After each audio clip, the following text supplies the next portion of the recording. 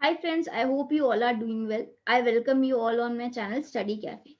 So friends, आज हम इस वीडियो के थ्रू डिस्कस करेंगे कि जब मैं अपनी जीएसटी रिटर्न फाइल करती हूँ तो उस फाइलिंग के दौरान मुझे क्या क्या चैलेंजेस आते हैं।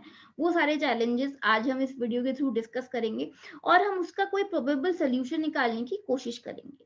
तो सबसे पहला जो चैलेंज मेरे पास आता है वो आता है matching of ITC with GSTR two B, यानी जो मेरे परचेज रजिस्टर में आ रहा है इनपुट, उसको मैं अपने जीएसटीआर टू बी से मैच कैसे करूं। कुछ एंट्रीज ऐसी हैं जो कि टू बी में आ रही हैं और मेरी बुक्स में नहीं आ रही, कुछ एंट्रीज ऐसी हैं जो बुक्स में आ रही हैं लेकिन टू बी में नहीं आ रही, तो वो मैं कैसे मैच करूं। तो सबसे पहले तो उसके लिए व्हाट पीपल से कि मैम हम वी लुकअप लगा देंगे और वी लुकअप से जो इनवॉइसेस आ रहे हैं वो तो मैच हो गए, जो नहीं आ रहे वो मैच नहीं हुए, जो नहीं आ रहे उसका हम आईटीसी नहीं लेंगे। तो देखो, अब मैं आपको एक एक एग्जांपल देती हूँ। अब हुआ क्या, एक सिचुएशन में एक इनवॉइस था, इनवॉइस वाज 01-2021-22, ठीक है। अब मेरे अकाउंटेंट ने जब बुक्स में इस इनवॉइस को बुक किया तो उन्होंने बुक किया 01-21-22। यहाँ पे आप देख रहे हैं क्या हुआ। यहाँ पे आप देखिए एक डैश की गलती की वजह से अगर मैं सिंपल वी लुकअप लगा के मैचिंग करने की कोशिश करूंगी तो क्या होगा, वी लुकअप एरर दिखा देगा। आप कहीं ना कहीं एक ऐसा इनवॉइस जो कि आपकी बुक्स में भी था और आपके टू बी में था, just because of this one simple error, आप अगर आप खाली वी लुकअप वाले प्रोसेस से जाएंगे तो आप कहीं ना कहीं उसका इनपुट जो है वो गवा देंगे। तो माय डियर फ्रेंड्स, इसके लिए यहाँ पे आपको क्या ज़रूरत है, आपको ज़रूरत है आर्टिफिशियल इंटेलिजेंस टेक्निक यूज़ करने की।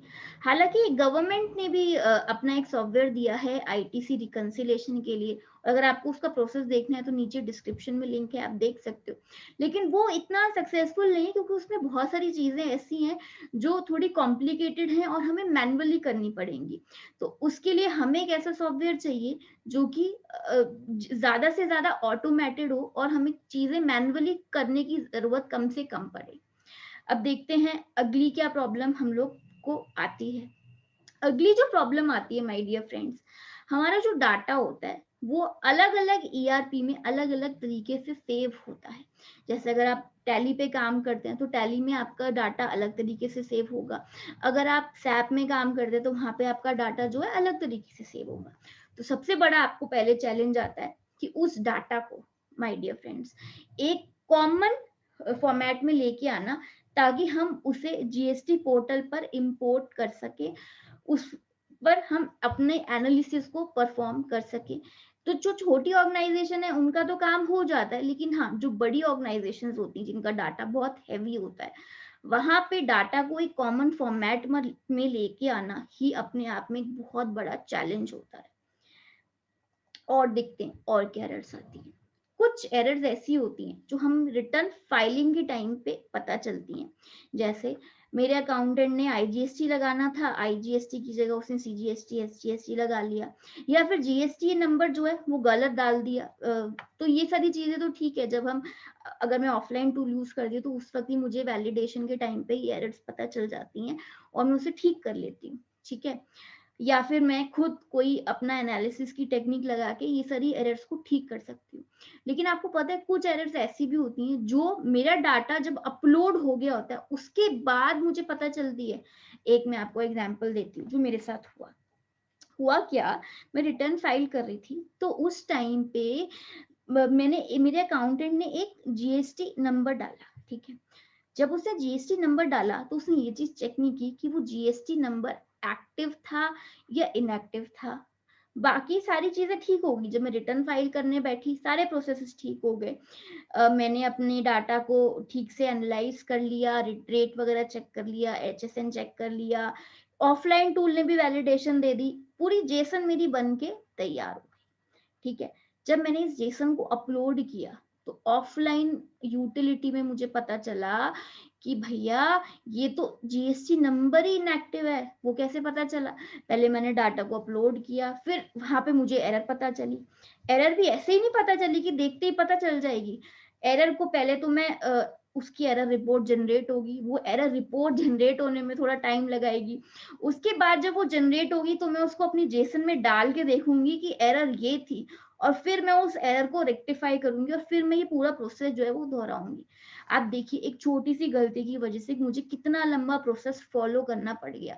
कितना अच्छा होता कि अगर मुझे इनिशियल स्टेज पर ही पता चल जाता कि ये मेरे जीएसटी नंबर में गलती है, तो मुझे ये सारा प्रोसेस जो मैंने दोहराया, जो मैंने रिपीट किया, वो मुझे करना ही नहीं पड़ता। तो ये एक इशू था जो कि बहुत सारे लोग आई एम श्योर फेस करते होंगे। ओके, और क्या इश्यूज होते हैं? और इश्यूज ये होते हैं कि हमारे ईआरपी में देखिए सबसे पहले तो जो डाटा है वो अलग अलग तरीके से सेव होता है, मैम आप लोग मानते हैं।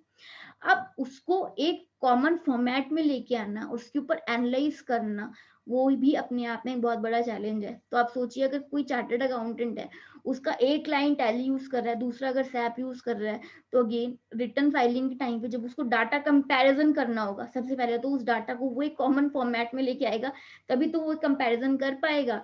तो यस, उस डाटा को एक कॉमन फॉर्मेट में फेच करना भी अपने आप में एक बहुत बड़ा चैलेंज है, जिसका हमें सोल्यूशन चाहिए। और टैली यूजर्स जो हैं वो एक प्रॉब्लम को बहुत ज्यादा फेस करते हैं।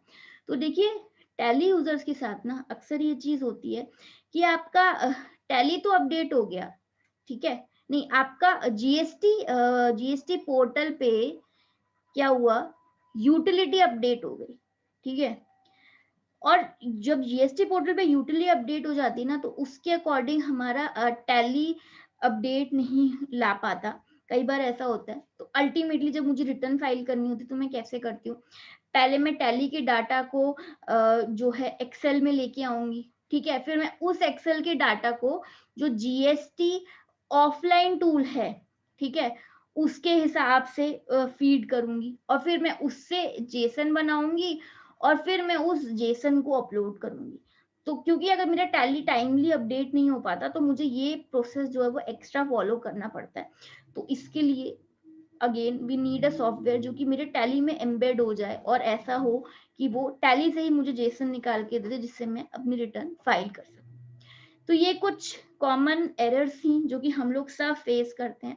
तो देखिए इसका सबसे पहले सोल्यूशन तो ये है कि जब आपकी इनिशियल स्टेज पे एंट्री हो वो एकदम करेक्ट होनी चाहिए। ये बात मैं हमेशा से बोलती हूँ कि जो ग्राउंड लेवल पे अकाउंटेंट एंट्री कर रहा है, अगर वो सही से करेगा, अगर वो परफेक्टली करेगा, 100% परफेक्शन नहीं आ सकती, ये मैं मानती हूँ, लेकिन यस जितनी कोशिशें वो करे कि वो ठीक से करे, उतनी ही आपको आगे रिकंसिलेशन में इशू कम होगी। दूसरा आपका सोल्यूशन ये है कि आप artificial intelligence based software use कर सकते हैं। तो इसके लिए मैं क्लियर टैक्स रिकमेंड करती हूँ। सबसे अच्छी चीज जो मुझे क्लियर टैक्स की लगती है वो आपके टैली में एम्बेड हो जाता है, और आप फिर टैली से इजीली अपनी रिटर्न को जो है वो फाइल कर सकते हो। तो अगर आप इंटरेस्टेड हो ये सॉफ्टवेयर परचेज करने में, तो नीचे डिस्क्रिप्शन में लिंक है, आप वहां से ये सॉफ्टवेयर परचेज कर सकते हो। उसके अलावा अगर आपकी कुछ क्वेरीज हैं तो आप नीचे कमेंट बॉक्स में जरूर लिखिए, I would be happy to help. Thank you very much friends, have a nice